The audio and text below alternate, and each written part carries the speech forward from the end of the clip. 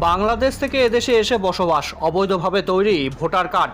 প্রশ্ন উঠছে স্থানীয় পুলিশ প্রশাসন ও ডিআইবির ভূমিকা নিয়েও। নদিয়ার নবদ্বীপ থানার মায়াপুরের গৌরনগর এলাকার ঘটনা। জানা যায়, মায়াপুরের গৌরনগর এলাকায় এসে বিগত কয়েক বছর ধরে বসবাস করছেন উত্তম চন্দ্র নাথ নামে এক ব্যক্তিসহ তার পরিবার। বেশ কয়েকদিন আগে এই একই জায়গা থেকে নবদ্বীপ থানার পুলিশ গ্রেপ্তার করে অরবিন্দ ধর নামে এক ব্যক্তিকে, যিনি এখনও ফরেনার অ্যাক্টে জেলে আছেন। জানা যায়, তার সাগরেদ হলেন এই উত্তম চন্দ্র নাথ।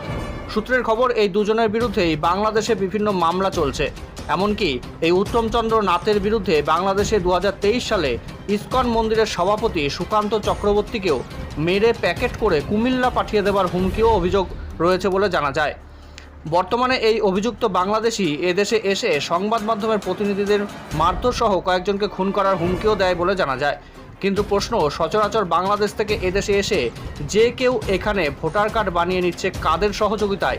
জানা যায়, এই অভিযুক্তের সাগরেদ অরবিন্দ ধর প্রসঙ্গে হাইকোর্ট থেকেও একই প্রশ্ন করা হয় এবং পুলিশকে তার তদন্ত করতে নির্দেশ দেওয়া হয়।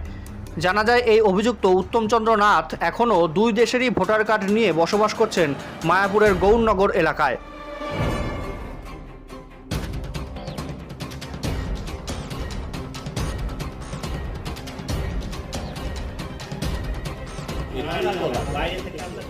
আপনি ভিডিও চালাচ্ছেন?